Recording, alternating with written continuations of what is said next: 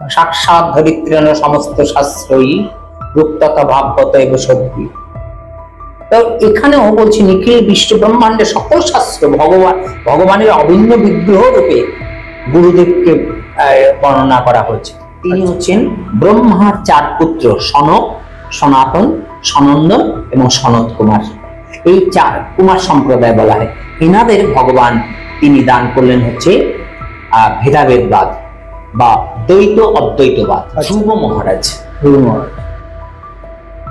তিনি তার মায়ের কাছ থেকে অনুমতি নিয়ে তিনি শ্রীহরির তপস্যা করতে গেছিলেন বনে।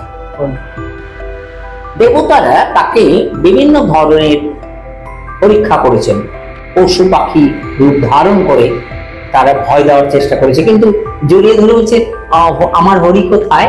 এই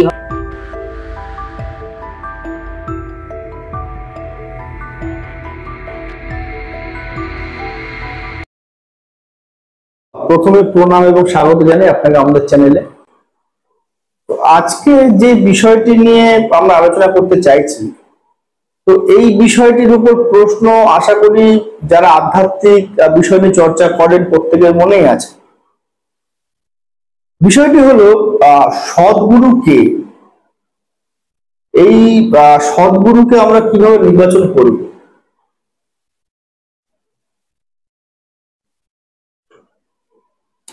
প্রথমত এরকম একটি প্রশ্ন, এটা প্রত্যেকটি যারা ভূত বলতে যারা আত্মা, সেই আত্মা বা জীব যাদের বলবো, তার মধ্যে যারা মানব, সেই মানুষদের মধ্যে শাস্ত্র বলছে 4 লক্ষ প্রজাতির মানুষ আছে। তো যারা নিম্নবর্ণীয় মানুষ, নিম্নবর্ণীয় মানে জাতে নিচু এরকম নয়, হ্যাঁ, যারা কিছুই বোঝে না, কিচ্ছু বোঝে না, একদম কিছু আছে না, একদম উলঙ্গ থাকে, হ্যাঁ, মানুষের মাংস তারা খায়, তারা হচ্ছে একদম মানব সমাজে সবচেয়ে নিম্ন স্তরে রয়েছে। এই করতে করতে করতে করতে অধ্যাত্ম জ্ঞান যখন একটা মিডিল অবস্থা থেকে উপরের দিকে যখন আসছে, তখন সে অধ্যাত্ম বিদ্যায় যুক্ত হওয়ার চেষ্টা করে। তখন সে হয়তো সূর্যদেবকে বলছে ভগবান, বৃক্ষকে ভাবছে ভগবান, গাছপালাকে ভগবান ভাবছে, বা বিভিন্ন এমনকি পিতামাতাকেও ভগবান ভাবছে, হতে পারে পৃথিবীকে ভগবান ভাবছে, বাঘকে ভগবান ভাবছে, বাঘ, সিংহকে ভগবান ভাবছে, হাতিকে ভগবান ভাবছে, এরকম হতে পারে। আর নিজেকেও ভগবান ভাবছে, এটাও হতে পারে। তো তাই এটা একটা স্তর, কিন্তু এই স্তরে যখন উপরে ওঠে তখন তারা বিভিন্ন দেবদেবীর উপাসনা করার তার বাসনা জাগে, এবং তার উপরে যখন সে উঠতে পারে তখন সে বোঝে এই দেবদেবীরা হচ্ছে ভগবানের দাস দাসী তুল্য। আচ্ছা, তখন ভগবান শ্রীহরির সেবা করবার জন্য ভগবান শ্রীকৃষ্ণ হতে পারে, ভগবান শ্রী নারায়ণ হতে পারেন, ভগবান শিব হতে পারেন, তাই তো। এবং গুরু পরম্পরা, গুরুদেবও ভগবানের তুল্য। সাক্ষাৎ ধরিত্রেণ সমস্ত শাস্ত্রই রূপতথা ভাবগত এব সত্যি। তো এখানেও বলছি নিখিল বিশ্ব ব্রহ্মাণ্ডের সকল শাস্ত্র ভগবানের অভিন্ন বিগ্রহ রূপে গুরুদেবকে বর্ণনা করা হয়েছে। আচ্ছা, ভগবানের অভিন্ন বিগ্রহ রূপে। আচ্ছা, তাই ভগবান কিন্তু গুরুদেব ভগবান। তাই এই ভগবানকে সেবা করবার জন্য আমার কি দরকার? একজন ঘটক দরকার। ঘটক কাকে বলে? যিনি পাত্র আর পাত্রীর যোগাযোগ ঘটিয়ে তিনি পাত্রের চরণে পৌঁছে যান পাত্রীকে। আচ্ছা, হ্যাঁ, বিবাহিত জীবনে তাই তো ঘটে। এই ঘটক তিনি হচ্ছে সদ্গুরু। তাহলে পাত্রটিকে, যিনি আমাদের জগৎ পিতা বা জগৎ স্বামী, শ্রীহরির চরণে আমাকে পৌঁছে যে দেবেন, তাকে বলা হচ্ছে সদ্গুরু। আচ্ছা, এই সদ্গুরুর লক্ষণটা কেমন হবে? তো আমি অন্য লক্ষণগুলো আমি পরে বলছি, কিন্তু লক্ষণটি হবে এটা যে তিনি গুরু পরম্পরায় থাকবেন। ভগবান তিনি তার 4টি তত্ত্ব 4 জায়গায় প্রদান করেছেন। প্রথম তত্ত্বটি হচ্ছে তিনি ব্রহ্মাকে দিয়েছিলেন। আচ্ছা, সৃষ্টিকর্তা ব্রহ্মা। সৃষ্টিকর্তা ব্রহ্মা তিনি যে তত্ত্ব লাভ করেছিলেন তাকে বলা হয় দ্বৈতবাদ। দ্বৈতবাদ অর্থাৎ ভগবান তিনি ব্যাখ্যা করছেন যে আমি হচ্ছে তোমার প্রভু আর তুমি হচ্ছে আমার সেবক, দাস বা দাসী। এই তত্ত্ব দ্বৈত তত্ত্ব, দুই তত্ত্ব, অর্থাৎ ভেদ আছে, ভেদ তত্ত্ব, অর্থাৎ তিনি হচ্ছেন প্রভু আর আমি হচ্ছে তার দাসী বা দাস। এই তত্ত্বে যখন ভগবানকে সেবা করার তত্ত্ব ব্রহ্মাকে দিলেন, ব্রহ্মা সেই তত্ত্ব দান করলেন হচ্ছেন দেবর্ষি নারদকে। আচ্ছা, দেবর্ষি নারদ দান করলেন পরম্পরাতে শ্রীকৃষ্ণ দ্বৈপায়ন বেদব্যাসকে, ভগবান ব্যাসদেব তাকে। ব্যাসদেব ছিল সুখদেব গোস্বামীকে তার পুত্রকে দিলেন, সুখদেব গোস্বামী তার শিষ্য সুত গোস্বামীকে দিলেন। এইভাবে পরম্পরা ধারাতে যে পরম্পরা ধারা আছে এবং বর্তমানে যে বৈষ্ণব সমাজ মূলত এই পরম্পরা ধারাতেই মূলত আছে। এই বাদেও আরো 3টি ধারা আছে। সেটা হচ্ছে ভগবান তার বক্ষস্থিতা শ্রীদেবী লক্ষ্মী দেবীকে এই দান করলেন তত্ত্ব, তাকে বলা হয় বিশিষ্ট অদ্বৈতবাদ। বিশিষ্ট অদ্বৈতবাদ। এবং এই বিশিষ্ট অদ্বৈতবাদে আমরা দেখতে পাই যে সেখানেও আমরা শ্রীদেবীকে লক্ষ্মী দেবীকে যেটা দিলেন সেটা হচ্ছে যে তুমি আর আমি এক, অদ্বৈত না দ্বিতীয়, অদ্বৈত এক, এক তত্ত্ব, কিন্তু বৈশিষ্ট্য সূচক। যেমন সারা রাত ধরে স্বামী দেবতার সেবা করেছে তার সহধর্মিনী, অনেক সময় পায়ে পায়ে পা লেগেছে, সকালবেলা উঠে সেই সতী নারী বলছে, হে স্বামী, আপনাকে সারা রাত ধরে যে সেবা করেছি তাতে আপনার সেবায় যদি আমি কোনো অপরাধ করে থাকি আমাকে ক্ষমা করুন। তাহলে সারা রাত ধরে তারা এক হলো, কিন্তু পরবর্তীকালে বৈশিষ্ট্যটা কি হলো, পরবর্তীকালে ক্ষমা প্রার্থনা করলেন যে আমি সেবা করতে যে যদি কোনো ভুল করে থাকি, তাই না, ওই পায়ে পায়ে পা লেগেছে, তাই না। এই কারণে বিশিষ্ট অদ্বৈতবাদ এটা শ্রীদেবী লক্ষ্মী দেবীকে দান করেছিলেন। এবং এইভাবে পরম্পরা ধারাতে একটা ধারা আছে। অপরদিকে আর একটা ধারা আছে, তিনি হচ্ছেন ব্রহ্মার 4 পুত্র সনক, সনাতন, সনন্দন এবং সনত কুমার। এই 4 কুমার সম্প্রদায় বলা হয়। এনাদের ভগবান তিনি দান করলেন হচ্ছে ভেদাভেদবাদ বা দ্বৈত অদ্বৈতবাদ। আচ্ছা, মানে ভেদ আছে এবং অভেদ আছে, অর্থাৎ ভগবান আর আমি এক, অভেদ অদ্বৈতবাদ, আর মানে অভেদ আর ভেদ তত্ত্বকে তিনি প্রভু আমি তার দাস, এই দুটো তত্ত্বই একই সঙ্গে দান করলেন। আর এই তত্ত্ব কেউ যদি একবার লাভ করে তার বয়স বাড়ে না এবং তার সব সময় বয়স 5 বছর থাকে এবং সব সময় সে ভগবানের যে সেবায় একদম শান্ত রসের রসিক হিসাবে সে থাকে এবং সে পৃথিবীতে থাকতে পারে না।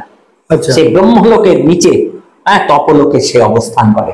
তাই ব্রহ্মার 4 জন পুত্র সবসময় এই তপলোকে সবসময় ভগবানের শান্ত রসে ধ্যান করছে। অনেকে আছে না দেখবেন এখানে চেষ্টা করে, অনেকে চুপচাপ বসে আছে অনেকক্ষণ, কি করে, যদি ভগবানের চিন্তা করে তাহলে কিন্তু তিনি শান্ত রসের রসিক, একদম শান্ত ভাবে বসে আছেন একান্তে। তাহলে এই যে শান্ত ভাবটা এটা এলো কেন, এটা এলো আছে ওই শান্ত রসেরই অনুরূপ, কিন্তু এখানে সেই পূর্ণাঙ্গতা আসবে না। ঠিক আছে, এখানে হচ্ছে দাস্যরস, সক্ষরস, বাৎসল্য রস এবং মধুর রসে ভগবানের সেবা হতে পারে, কিন্তু এখানে কখনো কিন্তু শান্ত রসের সেবক নেই। তাই দ্বৈত অদ্বৈতবাদ নেই, তথাপিও এখানে কিন্তু পরম্পরা আছে। যদি কিনা কেউ এই পরম্পরায় সেবা করতে চায় তাহলে করতে পারে। আরেকটি হচ্ছে ভগবান শিব, তাকে ভগবান নিজে তিনি শুদ্ধ অদ্বৈতবাদ প্রদান করলেন, ভগবান শিব। কারণ যত বৈষ্ণব আছে তার মধ্যে শ্রেষ্ঠ কে? ভগবান শিব। ভগবান শিবই হচ্ছেন শ্রেষ্ঠ বৈষ্ণব, এর থেকে পরম বৈষ্ণব আর কেউ হতে পারে না। সেই দেবাদিদেব মহাদেব তিনি এই তত্ত্ব পেলেন, তার নাম হচ্ছে শুদ্ধ অদ্বৈতবাদ। অর্থাৎ শুদ্ধ আচারে ভগবানকে কিভাবে সেবা করা যায় এই তত্ত্ব তিনি পরম্পরা লাভ করেন। রুদ্র সম্প্রদায় বলা হয়, হ্যাঁ, তো এইভাবে আমরা এই 4টি সম্প্রদায় পেতে পারি। এই 4টি সম্প্রদায়ের সাথে যারা যুক্ত আছে তারা যদি এসে বলে যে আমরা এই পরম্পরা ধারায় যুক্ত, তাহলেই তাকে আমরা সদ্গুরু হিসাবে নির্বাচন করতে পারি। যদিও আরো অন্য কিছু ক্রাইটেরিয়া আছে, সেগুলো আমি পরপর বলছি। তাহলে আমাকে, যেমন ধরুন এই যে বিদ্যুৎটি আজকে এখানে জ্বলছে, আপনি ভালো লাইট জ্বালিয়েছেন, ভালো ফ্যান জ্বালিয়েছেন, ভালো সবকিছু চলছে, কিন্তু আপনার যদি ফারাক্কার সাথে যদি যোগাযোগ না থাকে, তাই না, বক্রেশ্বর তাপবিদ্যুৎ কেন্দ্রের সাথে যদি যোগাযোগ না থাকে, বা বিভিন্ন জায়গায় পাওয়ার সেক্টর তার সাথে যদি যোগাযোগ না থাকে, তাহলে আপনার ফ্যানটি চলবে না, লাইট জ্বলবে না। তদ্রূপ যদি কিনা কোনো গুরুদেব যদি এসে বলেন যে আমি পরম্পরায় যুক্ত নই, তাহলে তিনি সদ্গুরু হওয়ার যোগ্যতার অংশ থেকে বাদ পড়ে গেলেন। যেমন অনেক গুরুদেব আছেন, তারা আর কি মূলত আপনার এই বললেন যে আমি আপনার গুরুদেবকে, তো বললো আমার মা, বললো তাহলে মায়ের গুরুদেবকে, বলেছে মা আর স্বপ্নে পেয়েছে, তাহলে এটা পরম্পরায় মধ্যে পড়ে না। তাহলে এই যে পরম্পরার মধ্যে যারা পড়ে না, তারা অবশ্যই আর কি সদ্গুরুদেবের হওয়ার যে যোগ্যতা, সেটা থেকে বাদ হয়ে গেল। হ্যাঁ, এবং মহাপ্রভু এই জায়গাটায় আমাদের একটা সুন্দর কথা বলেছেন। এই কথাটার থেকে আমাদের একটা দারুণ একটা বিষয় আসে, সেটা হচ্ছে শ্রী শ্রী চৈতন্য চরিতামৃতের মধ্যলীলার 8ম অধ্যায়ের 128তম শ্লোকে বলছেন ভগবান চৈতন্য মহাপ্রভু, তিনি হচ্ছেন ভগবান শ্রীকৃষ্ণ, কিন্তু তিনি তার বহিরঙ্গ পরিত্যাগ করে তিনি রাধারানীর ভাব এবং অঙ্গকান্তি গ্রহণ করে ভগবানকে কিভাবে সেবা করতে হয় সেইটা আমাদের শেখাতে এসেছেন। এবং তিনি আমাদের কলিযুগের জীবদের উদ্ধার করবার জন্য তিনি কি করেছেন, একদিকে হরিনাম আর একদিকে প্রেমধন, এই দুটো জিনিস একসঙ্গে দিতে চেয়েছেন। কোন প্রেম? ব্রজ প্রেম। ব্রজে কটা প্রেম ছিল? দাস্য, সখ্য, বাৎসল্য এবং মাধুর্য, এই 4টি প্রেম ওখানে ছিল। এই 4টি প্রেম আমরা কিন্তু জানতাম না, মহাপ্রভু সেই প্রেম দান করেছেন। তো সেখানে উনি বললেন গুরুদেবের লক্ষণ সম্পর্কে যে কিবা বিপ্র কিবা ন্যাসী শূদ্র কেনে নয়, যেই কৃষ্ণ তত্ত্ববেত্তা সেই গুরু হয়। আচ্ছা, তাহলে তিনি ব্রাহ্মণ হতে পারেন, বিপ্র হতে পারেন গুরুদেব, অথবা তিনি সন্ন্যাসী হতে পারেন, ন্যাসী মানে সন্ন্যাসী, এবং যিনি এমনকি তিনি শূদ্র হতে পারেন, শূদ্র হতে পারেন, ব্রাহ্মণ নয় শূদ্র হতে পারেন। যেই কৃষ্ণ তত্ত্ববেত্তা, বিষ্ণু তত্ত্ববেত্তা আর কি যাকে বলে, কৃষ্ণ তত্ত্ববেত্তা বা কৃষ্ণ তত্ত্ববেত্তা, তিনি গুরুদেব হবেন, অন্য কেউ নন। তাহলে এই গুরুদেব তিনি, আমি দেখতে পাচ্ছি যে তিনি ব্রাহ্মণ হতে পারেন, সন্ন্যাসী হতে পারেন, আবার শূদ্র হতে পারেন।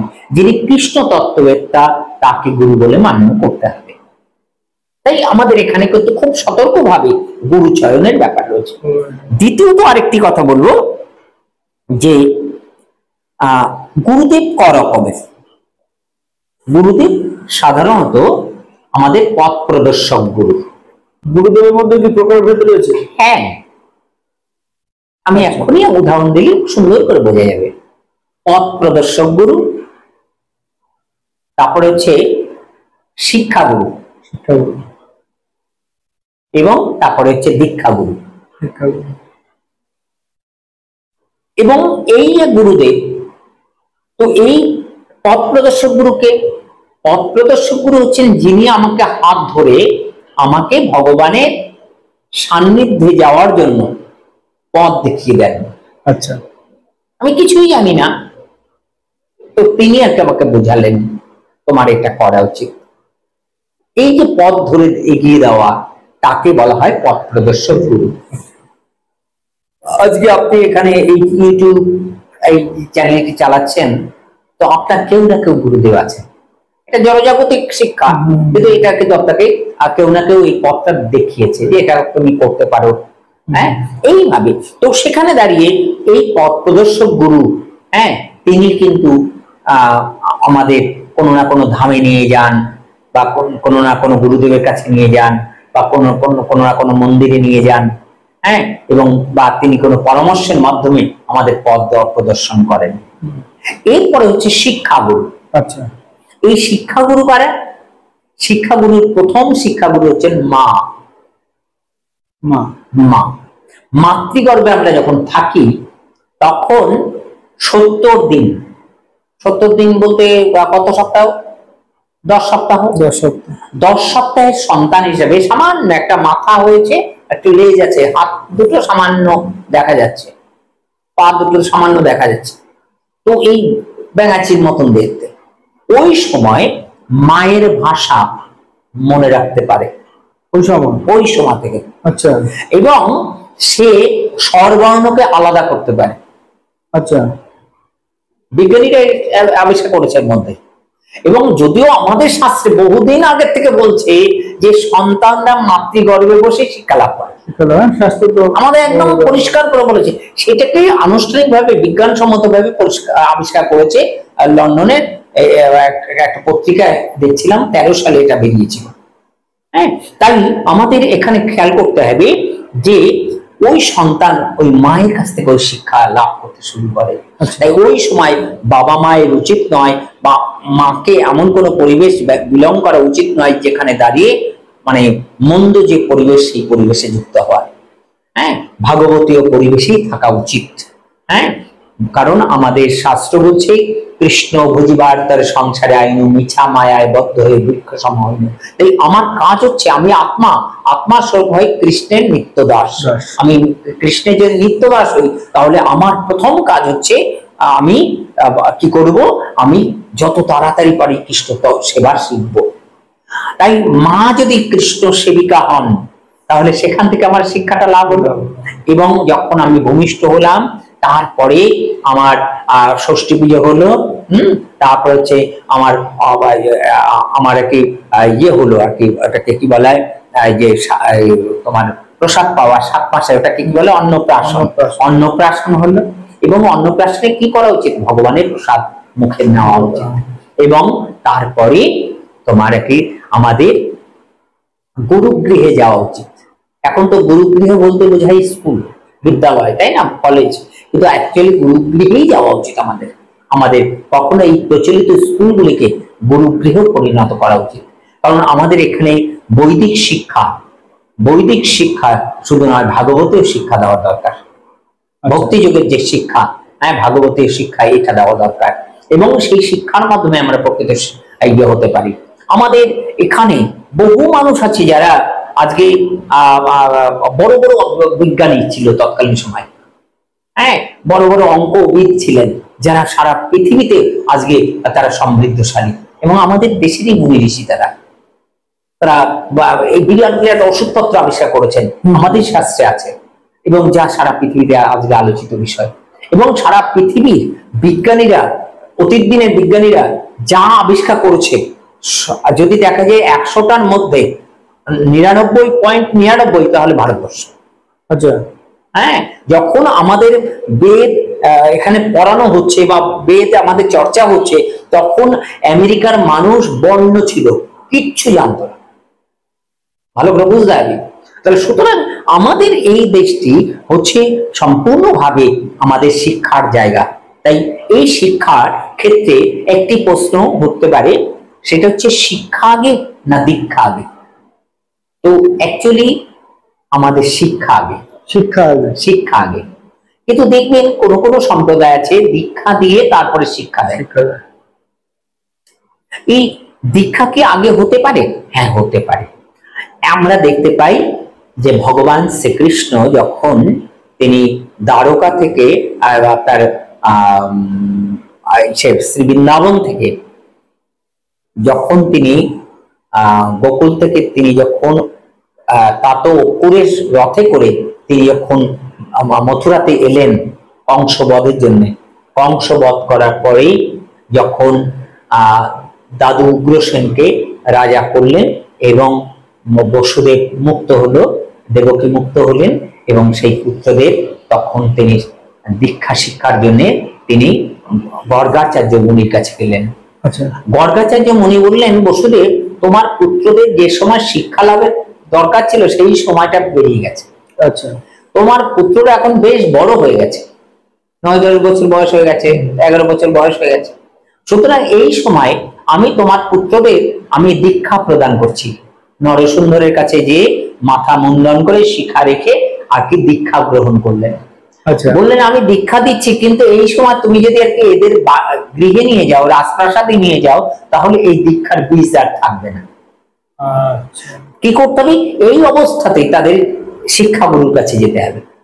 এই শিক্ষাগুরু কোথায় আছে? শিক্ষাগুরু আছেন শান্তিপন মুনি। শান্তিপন মুনির গুরুদেব ছিলেন দেবাদিদেব মহাদেব। আচ্ছা, এই শান্তিপন মুনির মা ছিলেন হচ্ছেন পূর্ণমাসী বরয়সী গোপী, হ্যাঁ, যাকে যোগমায়াও বলা হয়, যিনি রাধারানীর সাথে বস্ত্রশোভের সাথে শত শত গোপীর সাথে ভগবানের যে মিলন ঘটাতেন।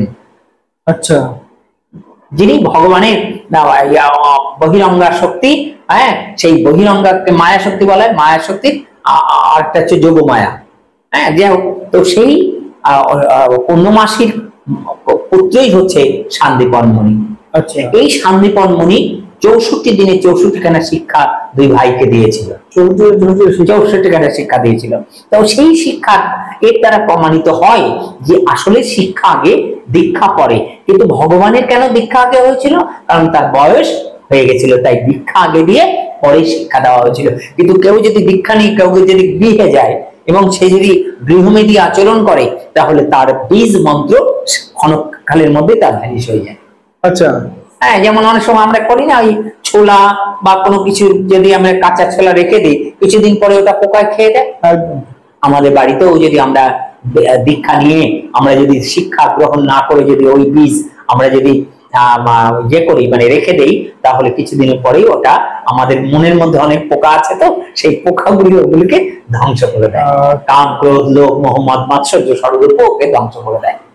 ঠিক আছে, আমাদের 10টা ইন্দ্রিয় আছে, ও ওই বীজকে ধ্বংস করে দেয়। তাই এই আমাদের এইগুলোকে আমাদের করতে হবে। তাই আমাদের এখানে তাহলে আমরা পথ পেলাম, পথ প্রদর্শক গুরু, দীক্ষা গুরু, শিক্ষা গুরু। তাহলে আমার শিক্ষা গুরু হচ্ছে মা, এবং তারপরে পিতা, এবং তারপরে পেলাম হচ্ছে আমার যে গুরুদেব, যিনি আমাকে শিক্ষা প্রদান করবেন, এবং অবশেষে দীক্ষা গুরু তিনিও হতে পারেন, আবার অন্য কেউ হতে পারে। এইভাবে আমরা দেখতে পাই যে আমরা গুরুদেব আর কি 3 রকম আমরা পেলাম। এইবার আমরা এই গুরুদেব সম্পর্কে যে আলোচনাটা আমরা করতে চলেছি, সেটা হচ্ছে যে গুরুদেবের মানে কোয়ালিটি কেমন হবে, সেই কোয়ালিটি সম্পর্কে বলছে যে তিনি 4টি নিয়ম পালন করবেন। আচ্ছা, কি কি করবেন? তিনি কখনো নেশা করবেন না। চা, পান, বিড়ি, সিগারেট, মদ, গাঁজা, ভাং, চুল্লু, তারি, ভোটকা, হিরোইন এগুলি গ্রহণ করবেন না। দ্বিতীয়ত হচ্ছে তিনি আর কি কোনো জুয়ো খেলবেন না, তিনি লুডো খেলবেন না, তাস খেলবেন না, দাবা খেলবেন না, পাশা খেলবেন না, লটারি কাটবেন না, জুয়ো খেলবেন না। তাহলে এই জায়গাটা দ্বিতীয়। তৃতীয় হচ্ছে পরস্ত্রী, পরের কন্যা, পরের গৃহবধূ, পরের বিধবার সাথে তিনি কখনো অবৈধ সঙ্গ করবেন না, অথবা তিনি যদি নারী হন তিনি কোনো পরপুরুষের সঙ্গ করবেন না। আচ্ছা, নারীও হতে পারে, তাই না? আর কি বলেছে যে তিনি হচ্ছেন তিনি কি করবেন? তিনি অমেদ্য আহার করবেন না, মাছ, মাংস, ডিম এবং পেঁয়াজ, রসুন এবং মসুরি ডাল তিনি গ্রহণ করবেন না। তিনি কি করবেন? তিনি তিলক ধারণ করবেন, স্নানান্তে তিনি তিলক ধারণ করবেন, এবং দ্বাদশ অঙ্গে তিলক ধারণ করবেন, দ্বাদশ অঙ্গে। হ্যাঁ, এবং দ্বাদশ জায়গায় আমাদের ভগবানকে স্থাপন করতে হয়। হ্যাঁ, শ্রী কেশবায় নমো, শ্রী নারায়ণ নমো, শ্রী মাধবায় নমো, হ্যাঁ, শ্রী বিষ্ণুবে নমো, শ্রী মধুসূদনায় নমো, শ্রী ত্রিবিক্রমায় নমো, শ্রী বামনায় নমো, শ্রী ধরায় নমো, শ্রী ঋষিকেশায় নমো, শ্রী পদ্মনাভায় নমো, শ্রী দামোদরায় নমো, এবং হাতে আর যা কিছু আছে শ্রী গোবিন্দায় নমো 13তম জায়গায় এটা দিতে হয়, মাথা মুছে 13তম জায়গায়। এইভাবে তিনি তিলক ধারণ করবেন, এবং তিনি কি করবেন? তিনি নববিধা ভক্তিতে তিনি সেবা করবেন। আচ্ছা, শ্রবণ, কীর্তন এবং স্মরণ, শ্রবণ, কীর্তন, স্মরণ, তিনি শ্রবণ করবেন ভগবানের কথা, তত্ত্ব কথা শ্রবণ করবেন। তিনি নিজে আবার কীর্তন করবেন, বলবেন, আর কি করবেন, তিনি স্মরণ করবেন, যখন তিনি একা একা থাকবেন স্মরণ করবেন, আর হচ্ছে ভগবানের সেবা করবেন। এই সেবাকে আরো 6টা ভাগ করে, হ্যাঁ, মোট নববিধা ভক্তি এখানে করা হয়েছে। এবং নববিধা ভক্তিতে তিনি কি করবেন, সেবা করবেন। এবারে তিনি কি করবেন, রাগানুগা ভজনশীল হবেন। রাগানুগা এবং রাগাত্মিকা ভজন, এটাকে কাকে বলা হয়, রাগানুগা ভজন কাকে বলা হয়, রাগাত্মিকা ভজন কাকে বলা হয়? বলছে যখন সৃষ্টিকর্তা ব্রহ্মা তিনি যখন ভগবানকে পরীক্ষা করবার জন্য 9 লক্ষ ধেনু এবং তার সখাদের হরণ করেছিলেন, এবং 1 বছর পরে যখন ফিরে এসে দেখছে সেই রকমই লীলা হচ্ছে, অথচ যাদের চুরি করেছেন তারা গুহার মধ্যে শুয়ে আছে, তখন ব্রহ্মা তিনি ভাবলেন এই যে যারা ধেনু হিসেবে রয়েছে বা যারা কি ভগবানের সখা হিসেবে রয়েছে এটা কারা? ধ্যানে দেখতে পাচ্ছে আর কেউ না, ভগবান নিজেই বৈভব লীলায় তিনি সমস্ত দেহ ধারণ করে বসে। আচ্ছা, ভগবান নিজেই। হ্যাঁ, তখন ভগবানের চরণাগত হয়ে তিনি বললেন, হে প্রভু, আমি বুঝতে পারি যে আপনাকে পরীক্ষা করবার জন্য এটা করেছি, তা আমি এমন একটা পাপ করে ফেলেছি, আপনি আমাকে কেশি ঘাটের একটা পাথর করে দেন। কেশি ঘাট, হ্যাঁ, যমুনার কেশি ঘাট আছে, সেই কেশি ঘাটের একটা পাথর করে দেন। যারা চন্ডাল দেহ পুড়িয়ে আসবে তাদের পায়ে যখন আর কি ওই কালি থাকবে, ওই কালিগুলো আর কি আমার মাথার উপরে ওই পাথরের উপরে ভালো করে ঘষবে। আচ্ছা, ঘষে তারপরে তারা স্নান করবে। পরে বলল, আমার এই বৃন্দাবনের একটি ধূলিকণা হওয়ার যোগ্যতা নেই। কেন? কারণ আমি দাস্য প্রেম, সখ্য প্রেম, বাৎসল প্রেম এবং মধুর প্রেম এই সম্পর্কে কিছুই বুঝি না, তাই আমি বৃন্দাবনের আমি ধূলিকণা হওয়ারও যোগ্য নই। তিনি বললেন, আমাকে বলে পাঠাও। হরিদাস ঠাকুর, নামাচার্য হরিদাস ঠাকুর মহাপ্রভুর আমলে, তার আগেই আবির্ভূত হয়েছিলেন, এবং মহাপ্রভুর আমলে আমরা নিশ্চয়ই সেই লীলা কথা আমরা শুনবো পরবর্তীকালে। তো সেই হরিদাস ঠাকুর হয়েছিলেন। এই যে বৃন্দাবনের ধূলিকণা হতে চাইলেন না, কেন? কারণ তিনি প্রেম বোঝেন না। প্রেম কি? প্রেম হচ্ছে দাস্য প্রেম, সখ্য প্রেম, বাৎসল্য প্রেম এবং মাধুর্য প্রেম। দাস্য প্রেম মানে কি? দাস দাসীর সাথে যে সম্বন্ধ ভগবানের। যখন আর কি গোকুলে ছিলেন ভগবানের, তখন নন্দালয়ে নন্দ মহারাজের 2জন চাকর ছিল। আচ্ছা, রক্তক এবং ভক্তক। আচ্ছা, যেমন ত্রেতা যুগে ভগবানের সেবক ছিলেন কি রাম, হনুমান, হ্যাঁ, অঞ্জনা সুত হনুমান। তো সেই হনুমান যেমন আসলে শিব ঠাকুর স্বয়ং, তো সেখানে দাঁড়িয়ে এই রক্তক এবং ভক্তক এরা কিন্তু আর কেউ নয়, এরা কিন্তু ভগবানের পরম সেবক, এবং এরা বলরাম এবং কৃষ্ণের সেবক ছিল। আচ্ছা, ঠিক আছে, রক্তক ছিল হচ্ছে বলরামের সেবক, আর ভক্তক ছিল হচ্ছে ভগবান শ্রীকৃষ্ণের সেবক। এই 2জনের সেবা করতো। সখ্য প্রেম কারা? যারা সখা ছিল, হ্যাঁ। এবং তারপরে হচ্ছে আমরা দেখতে পাই যে ইয়ে প্রেম, আপনার দাস্য প্রেম, সখ্য প্রেম, বাৎসল্য প্রেম। পিতা মাতার সাথে নন্দ মহারাজের সাথে এবং মা যশোদার সাথে, নন্দ রানীর সাথে যে সম্পর্ক ছিল সেই সম্পর্ক হচ্ছে বাৎসল্য প্রেম। এবারে আমরা দেখতে পাই মাধুর্য প্রেম। ওখানে যারা সখী ছিলেন, হ্যাঁ, তারা রাধারানী এবং অন্যান্য অষ্টসখী, 64 সখী, শতগোপী, শত শত গোপীরা, এরা মঞ্জুরিরা, এরা সবাই গোবিন্দকে স্বামী রূপে পেতে চাইতো। এই যে প্রেম, এই প্রেমে কিন্তু নিষ্কাম, এখানে কিন্তু সকাম কোনো ব্যাপার নেই। হ্যাঁ, আজকে তো পিতা মাতার সাথে সম্পর্ক কেমন? পুত্র কন্যাকে বড় করছে, পিতা মাতা বলছে আমাকে বৃদ্ধ বয়সে দেখবে, এই পরস্পর দেওয়া নেওয়া, এটাকে কিন্তু খানিকটা বলা সকাম বলা হচ্ছে। তাহলে নিষ্কাম কাকে বলে? যে যেখানে কোনো চাওয়া পাওয়া নেই। বৃন্দাবনে এই যে প্রেম, এটাকে বলা হয় রাগাত্মিকা প্রেম। এই রাগাত্মিকা প্রেম গুরুদেবের থাকবে। আর রাগানুগা কাকে বলে? এই রাগাত্মিকা প্রেম অনেকে দেখবেন গোপাল সঙ্গে নিয়ে নবদ্বীপ বা শ্রীরাম মায়াপুরী গেছে, তো যাওয়ার পরে সেই গোপাল নিয়ে একদম ভাবটা এরকম যে নিজেই হচ্ছে নন্দরানী, নিজে হচ্ছে কে? যশোদা। আদৌ কিন্তু তা নয়। আমি যদি গোপালকে সেবা করতেই চাই, তাহলে আমি কি করব? আমি মা যশোদার দাসীর দাসীর দাসীর দাসীর দাসীর দাসীর দাসীর দাসী হয়ে আমি কি করব, গোপাল সেবা করব। ধরুন আজকে আপনি বাড়িতে নেই, তো আপনার বাড়িতে কাউকে আপনি সেবা করেন, তো আপনার বলে গেলেন, আপনার বাড়ির চাকরকে বলে গেলেন বা তার ঝিকে বলে গেলেন, চাকরানিকে বলে গেলেন যে তুমি আমার ছেলেকে তুমি এটা খাইয়ে দিও। তখন সে ওই চাকরানিও কিন্তু বলবে, দেখো তোমার মা কিন্তু বলে গেছে, তোমার বাবা কিন্তু বলে গেছে এইভাবে তোমাকে খেতে হবে, খাও কিন্তু, নতুবা কিন্তু বকবে কিন্তু, আর আমি কিন্তু বকছি কিন্তু তোমাকে। তাহলে বকছে কার প্রতিনিধি হয়ে? প্রভুর প্রতিনিধি হয়ে, যিনি প্রভু মাতা বা প্রভু হিসেবে রয়েছেন, মানে আমার যিনি মালিক তার হয়ে আমি বকছি। তাহলে আমি গোপালকে বকতে পারি, অবশ্যই বকতে পারি, এই গোপাল খাবি না কেন, লাড্ডু এনেছি, নাড়ু এনেছি, খা।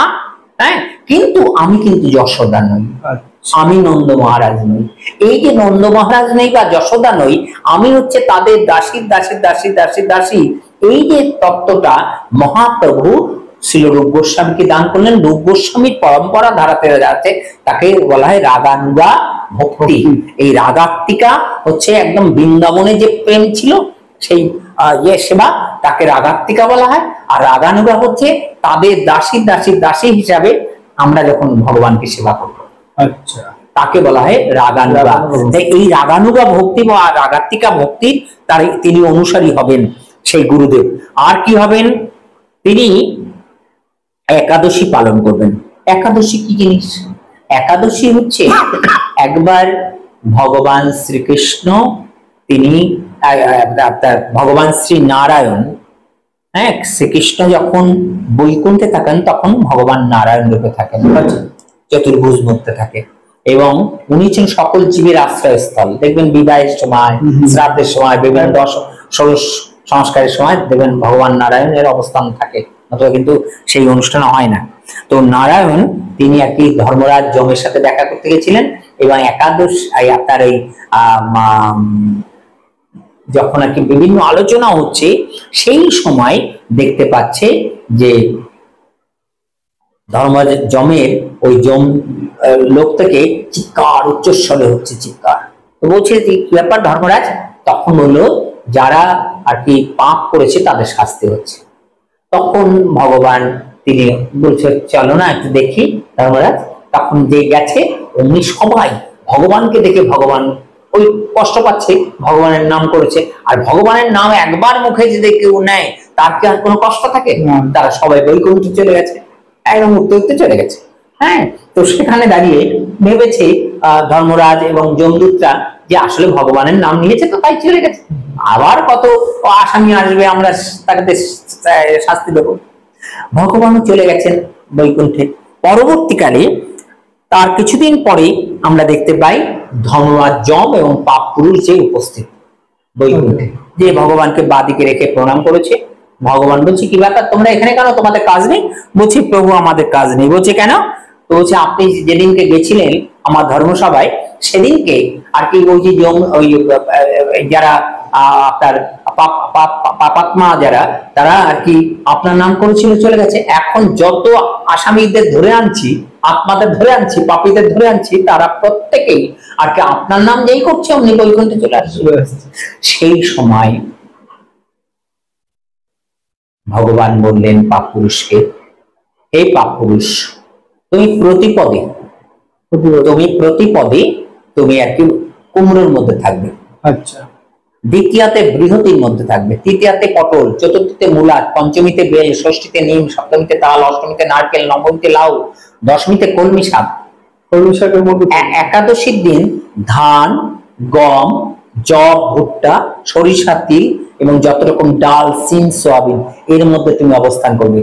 দ্বাদশীর দিন পুঁই শাক, ত্রয়োদশীর দিন বেগুন, চতুর্দশীর দিন মাসকলাই এবং পূর্ণিমা ও অমাবস্যার দিন সর্ষের তেল এর মধ্যে তুমি অবস্থান করবে। তো সেখানে দাঁড়িয়ে ওই পাপ পুরুষ তাই করছে।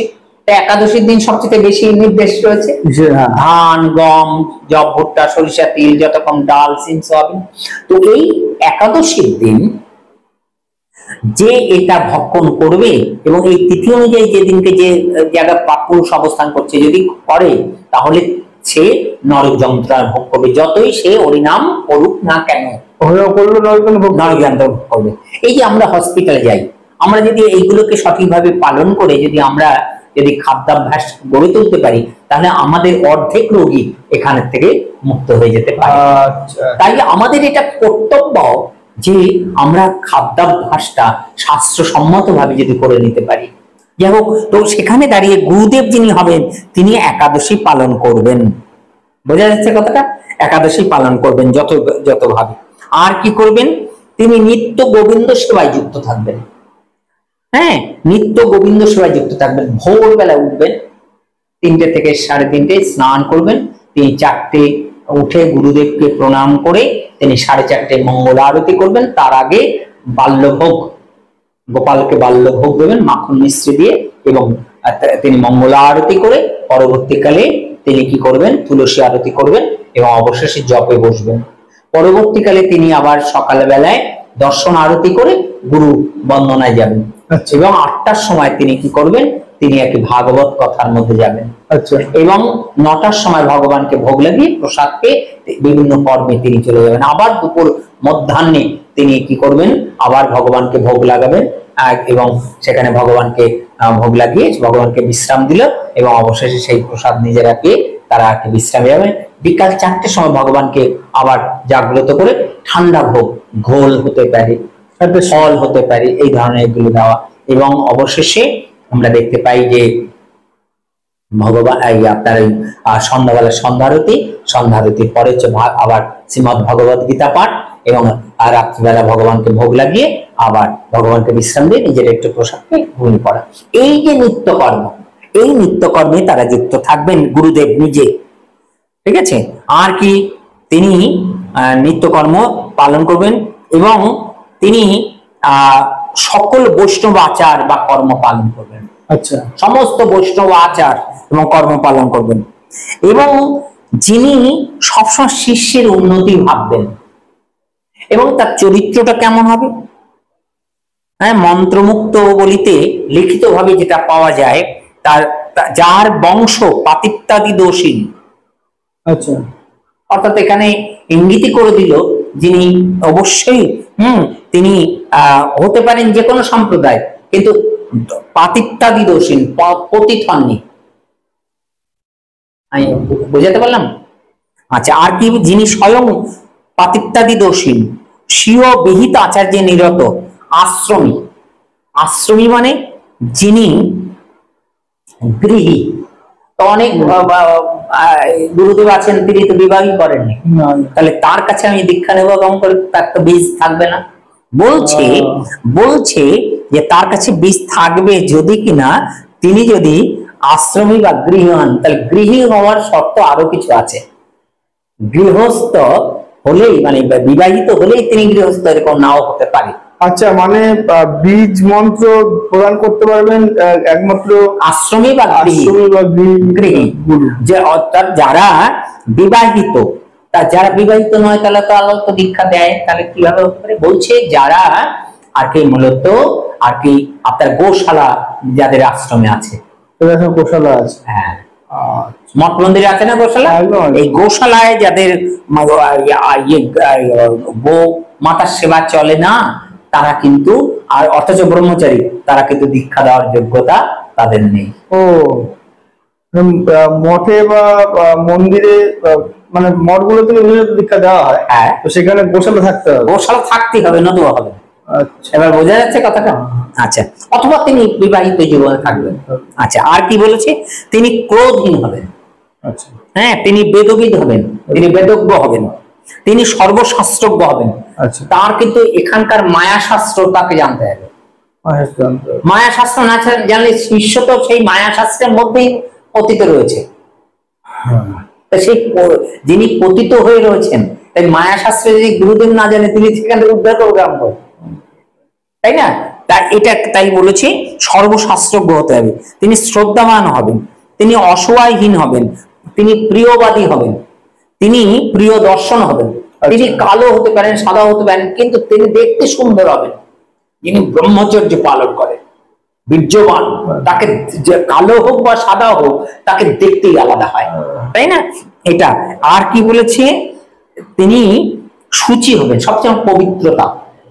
কারণ পবিত্রতা তিন ভাবে হয়, একটা হচ্ছে কায়, মনো, বাক্য। কায় মানে দেহগত ভাবে, মনোগত ভাবে এবং বাক্যগত ভাবে শুচিতা। হ্যাঁ, এইভাবে তিনি শুচি হবেন, সুবেশধারী হবেন, তিনি সবসময় ভালো পোশাক পরে থাকবেন। ঠিক আছে, আর কি বলেছে, যুবা হবেন, সবসময় তার যৌবন থাকবে। বয়স 80 কিন্তু তাকে মনে হচ্ছে তিনি বোধহয় অল্প বয়স। হ্যাঁ, যুবকের মতন হবে। তিনি সর্বভূতে হিতে রত, তিনি সমস্ত জীবের প্রতি তিনি মঙ্গল দৃষ্টি রাখবেন, তার হিত চায়, মঙ্গল চায়। হ্যাঁ, আর কি বলেছি, ধীমান, তিনি ধীমান হবেন, তিনি শান্ত হবেন। হ্যাঁ, তিনি শান্ত হবেন। হ্যাঁ, তিনি সকল সকল সর্বভূতে হিতে রত হবেন এবং তিনি ধীমান হবেন, শান্ত হবেন, স্থিরমতি হবেন, তার মনটাও স্থির হবে, পূর্ণ হবেন, যাহার কোনো আকাঙ্ক্ষা, কোনরূপ আকাঙ্ক্ষা নেই। একটা দারুণ কথা না? দারুণ কথা। যিনি গুরুদেব হবেন তার কোনো আকাঙ্ক্ষা থাকবে না, তাই না? আর কি বলেছে, তিনি অহিংসক হবেন, তার কোনো হিংসা থাকবে না। আচ্ছা, অনেকে আছে না, এই মানে অনেক সময় অমুক গুরুদেবের সমালোচনা করছে, বুঝতে অমুক গুরুদেব নাম, পরিষ্কার বোঝা যাচ্ছে না? আচ্ছা, অহিংসক হবেন। আর কি বলেছে, তিনি বিবেচক হবেন, বিবেচনা করবেন। আর কি, বাৎসল্যাদি গুণ মান হবেন, তার শিষ্য শিষ্যাদের তিনি খুব বাৎসল্য প্রেম দেবেন, স্নেহ যাকে বলে তিনি দেবেন। আর কি করবেন, তিনি ভগবত পূজায় কৃতবুদ্ধি হবেন। কিভাবে ভগবানের সেবা করলে ভগবান সন্তুষ্ট হতে পারেন, তিনি কৃতজ্ঞ হবেন, সবসময় কৃতজ্ঞতা দেবেন। হ্যাঁ, ভগবান দেখো কি সুন্দর বাতাস দিয়েছে, আমি কত সুন্দর আছি। ভগবান কি সুন্দর জল সৃষ্টি করেছে, যে জলের দ্বারা আমি সুন্দর আছি। কি সুন্দর ভগবান সূর্য এদেরকে নিয়ম করে ওঠানামা করার ব্যবস্থা করে দিয়েছে। এইভাবে তিনি কৃতজ্ঞ থাকবেন ভগবানের কাছে এবং এই জগতের কাছে। তিনি শিষ্য বৎসল হবেন, শিষ্যকে সবসময় আদর করবেন, স্নেহ করবেন, নিগ্রহ এবং অনুগ্রহে সক্ষম হবেন। তিনি শিষ্যকে শাসন করবেন, আবার কৃপাও করবেন। হ্যাঁ, আর কি করবেন, হ্যাঁ, তিনি হোম যজ্ঞ পরায়ণ হবেন। হ্যাঁ, এবং তর্ক বিতর্কের প্রকারজ্ঞ হবেন। আচ্ছা, তর্ক যদি বাঁধে, গুরুদেব তিনি কখনোই হারবেন না, যিনি সদ্গুরুদেব তিনি কখনো হারবেন না। অথচ তিনি কাউকে মনে ব্যথা দিয়েও কষ্ট দিয়ে কথা বলবেন না। যেমন মহাপ্রভুকে যখন মায়াবাদী সন্ন্যাসী প্রকাশানন্দ, হ্যাঁ, তিনি আর কি যখন আক্রমণ করেছিলেন, মহাপ্রভু কিন্তু তাকে কোনো ব্যাখ্যা না দিয়ে তিনি সুন্দরভাবে ব্যাখ্যা করেছিলেন। এবং সেই ব্যাখ্যায় 60,000 সন্ন্যাসীকে নিয়ে প্রকাশানন্দ সরস্বতী মায়াবাদী সন্ন্যাসী, হ্যাঁ, শঙ্করাচার্যের শিষ্য, তারা কি করেছিলেন, আর তারা কি ওনার শরণাগত হয়ে ভক্তি জীবন লাভ করেছিলেন। বোঝা যাচ্ছে কথাটা? আর কি বলেছে, তিনি যিনি শুদ্ধ চিত্ত এবং কৃপার আলয়, হ্যাঁ, ইত্যাদি লক্ষণ বিশিষ্ট, হ্যাঁ, গুরুই মহিমা, তিনি হচ্ছেন প্রতিনিধি স্বরূপ। হ্যাঁ, যিনি শিষ্যের নিকট হতে পরিচর্যা, যশ এবং ধনাদি লাভের কামনা করেন, তিনি গুরু পদের যোগ উপযুক্ত নহেন। 1 বৎসর কাল সহবাস দ্বারা পরস্পর চেষ্টা এবং স্বভাব অনুভব পূর্বক গুরু এবং শিষ্যের কি পরস্পর নির্বাচন হবে। আচ্ছা, 1 বছর কাল গুরু শিষ্যকে পরীক্ষা করতে হবে, যাতায়াত করতে হবে। সাধারণত শিষ্যরা গৃহস্থই হয়, তাহলে যাতায়াত করতে হবে, যাকে তাকে করা যাবে। ধ্রুব মহারাজ তিনি তার মায়ের কাছ থেকে অনুমতি নিয়ে তিনি শ্রীহরি তপস্যা করতে গেছিলেন বনে। দেবতারা তাকে বিভিন্ন ধরনের পরীক্ষা করেছেন, পশু পাখি রূপ ধারণ করে তারা ভয় দেওয়ার চেষ্টা করেছে, কিন্তু জড়িয়ে ধরে বলছে আমার হরি কোথায়, এইভাবে মানে তারা আপ্লুত হয়ে গেছে এবং অবশেষে ভগবানের কাছে দেবশ্রী নারদ বললেন যে ছোট্ট শিশু আর তুমি কিনা এইভাবে তাকে কষ্ট দিচ্ছে, তুমি তো ওকে দেখা দিচ্ছ না কেন? বলছে নারদ ও দীক্ষিত হয়নি, দীক্ষিত হয়নি। আচ্ছা, দেবশ্রী নারদ বললেন তাহলে ওর দীক্ষার ব্যবস্থা করে দাও। আচ্ছা, কারণ ভগবানের ইচ্ছা ছাড়া কোনো কিছু ঘটে না, কোনো কিছু ঘটে না। তখন দেবশ্রী নারদকে ভগবান নির্দেশ দিলেন, যাও তুমি গুরুরূপে ওকে কৃপা করো। ও ছোট্ট বালক, কিন্তু যখনই এসছে, এসে নারায়ণ নারায়ণ করতে করতে যখন এসছে, তখন ধ্রুব মহারাজ বলছেন যে আপনি কে? বলছে আমি দেবশ্রী নারদ। তো তুমি এখানে কি করছো? তখন বলছে আমি শ্রীহরিকে ভজনা করছি, তার সাক্ষাৎ প্রার্থী। বলছে দেখো আমি কোটি কল্পকাল ধরে আমি তার নাম করছি, তাই তার মতন ঠিক মতন দেখা পাই না, আর তুমি 5 বছর এখনো তোমার বয়স হয়নি, তুমি চলে যাও। এই পরীক্ষা করছে গুরুদেব। আচ্ছা। তখন উনি বললেন, এমন সব কথা বললেন যেখানে বললেন যে আমি যতক্ষণ শ্রীহরিকে না দেখতে পাবো ততক্ষণ আমি এইখান থেকে যাব না, আমি প্রতিজ্ঞ। ঠিক আছে, যখন পরীক্ষা সম্পূর্ণ হয়ে গেল এবং দৃঢ় সংকল্পিত যে ভগবানকে চাই, সেই সময় গুরুদেব তখন আত্মপ্রকাশ করে বললেন ভগবানই আমাকে পাঠিয়েছে তোমাকে দীক্ষা দেওয়ার জন্য, কারণ তুমি দীক্ষিত না হলে তুমি ভগবানকে দেখা পাবে না। তখন দীক্ষার শব্দের সঙ্গে দৃশ শব্দ, দেখার শব্দটা জড়িত, ভগবানকে দেখতে পাওয়া যায় দীক্ষা পাওয়ার সাথে সাথে। তো তখন দেবশ্রী নারদকেও কিন্তু পরীক্ষা করেছিলেন হচ্ছে আমাদের ধ্রুব মহারাজ। আচ্ছা, ধ্রুব মহারাজ পরীক্ষা করেছিলেন, 5 বছরের শিশু, কিন্তু পরীক্ষা করেছিলেন। যেমন একটি ইঁদুর কোনোদিন বিড়ালকে দেখেনি, আর বিড়াল কখনো ইঁদুরকে দেখেনি, কিন্তু দুজন দুজনকে দেখলে যেমন একে অপরের সঙ্গে কি করতে হবে সেটা যেমন বোঝে, তত শিষ্যরও উচিত গুরুদেবকে কিভাবে পরীক্ষা করতে হয়। আচ্ছা, ওই 5 বছরের শিশু পরীক্ষা করেছিলেন এবং সেই পরীক্ষায় দেবশ্রী নারদকে উত্তীর্ণ হতে হয়েছে এবং অবশেষে কিন্তু তখন শিষ্য মানে গুরুদেব রূপে অবতীর্ণ হয়ে যথাযথভাবে তাকে দীক্ষা দিয়েছিলেন এবং তারপরেই ভগবানকে লাভ করেছিলেন। তাহলে সুতরাং এখানেও আমরা দেখতে পাই যে সৎ গুরুদেব যিনি হবেন, হ্যাঁ, তার এইরকম ক্রাইটেরিয়া গুলো থাকতে হবে। তাই আমাদের প্রথম দরকার। আর আরেকটি সর্বশেষ কথা বলবো যে যিনি গুরুদেব হবেন তিনি কিন্তু কোনো ভগবান সাজবেন না। আচ্ছা, যেখানে চারিদিকে এখন ভগবান সেজে বসে আছেন, আছে না? আমরা চারিদিকে বিভিন্ন মঠ মন্দিরে দেখতে পাচ্ছি গুরুদেবই ভগবান এবং ভগবানের কোনো মূর্তি নেই, ভগবানের কোনো মূর্তি নেই। ব্যাপার কি? গুরুদেবই ভগবান সেজেছে। হতে পারে তিনি বিভিন্ন যোগী, হতে পারেন তিনি সাধক, হতে পারেন তিনি কোন পরম্পরা ধারার, কিন্তু তিনি নিজেই গুরুদেব সেজেছেন। এই জায়গাটায় শ্রীল বিশ্বনাথ চক্রবর্তীর পূর্বাষ্টতে একটা জায়গা আছে, সাক্ষাৎ ধরিত্রণ সমস্ত শাস্ত্রই রূপ তথা ভাবগত সদ্যি কিন্তু প্রবর্য প্রিয় তস্য বন্দে গুরু শ্রী চরণারবিন্দ। নিখিল বিশ্ব ব্রহ্মাণ্ডের সকল শাস্ত্র ভগবানকে অভিন্ন বিগ্রহ বলে বর্ণনা করছেন, কিন্তু যিনি গুরুদেব হবেন, সদ্গুরুদেব হবেন, তিনি বলবেন হ্যাঁ রে, আমি ভগবান নই, আমি হচ্ছে একজন ভগবানের সেবক মাত্র। আমার কাজ হচ্ছে ঘটকের কাজ, ঘটকের কাজ ঘটক, আমার তোমাকে ধরে ভগবানের চরণে পৌঁছে দেওয়া আমার কাজ। এই যে কথাটা যে গুরুদেব বলবেন তিনি সদ্গুরুদেব হবেন। তাই আমি বলবো এইভাবে গুরু নির্বাচন করে আমাদের পথ প্রদর্শক গুরু, শিক্ষা গুরু এবং দীক্ষা গুরু আমাদের নির্বাচন করা কর্তব্য। তবে পিতামাতাকে তো আমরা নির্বাচন করতে পারি না। অনেক সময় দেখা যায় পিতামাতা আমাদের হয়তো গ্রহণীয় নয়, কিন্তু এটাও তো হতে পারে ভরত মহারাজ তিনি হরিণ হয়েছিলেন, তো হরিণ হওয়ার পরে যখন হরিণ রূপে যখন এই 2-3 মাস বয়স, তখন তিনি তার পূর্ব স্মৃতি মনে পড়ে গেল, কি ব্যাপার আমি হরিণ সমাজে এসে গেছি কেমন করে। তখন পিতামাতার সমাজকে পরিত্যাগ করে তিনি সাধুদের সমাজে গেছিলেন।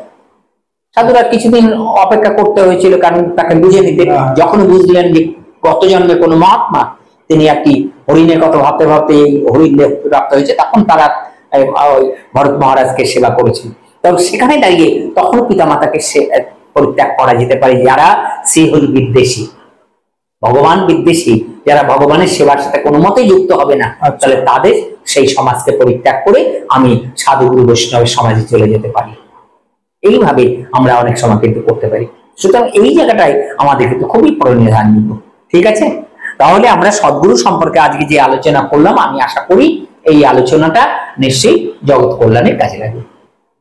সুপ্রিয় দর্শক বন্ধুরা, আজকে আমাদের যে বিষয়টি নিয়ে আলোচনা হলো সেটি হলো সদ্গুরু আমরা কিভাবে চিনব বা সদ্গুরু নির্বাচনের উপায় কি। কারণ আমরা প্রত্যেকেই নিজস্ব জীবনে সদ্গুরুদেরকে চয়ন করার জন্য বিভিন্ন জায়গায় আমরা মঠ মিশন মন্দিরে গিয়ে থাকি, বা আমাদের মনেও প্রশ্নটি থেকে থাকে যে সদ্গুরু আমরা কিভাবে পাবো। তো আজকে এই বিষয়টি নিয়ে বিস্তারিত আলোচনা করা হলো। আপনারা যদি পুরো ভিডিওটি দেখেন তাহলে আপনারা নিশ্চয়ই এই বিষয়টি সম্বন্ধে অবগত হবেন। আর আমাদের চ্যানেলটিকে যদি ভালো লেগে থাকে তবে অবশ্যই সাবস্ক্রাইব করুন। আরো নতুন নতুন এই ধরনের ভিডিও পেতে অবশ্যই আজই সাবস্ক্রাইব করুন আমাদের চ্যানেলটিকে। যদি ভিডিওটিকে ভালো লেগে থাকে তবে অবশ্যই ভিডিওটিকে লাইক করুন এবং শেয়ার করুন।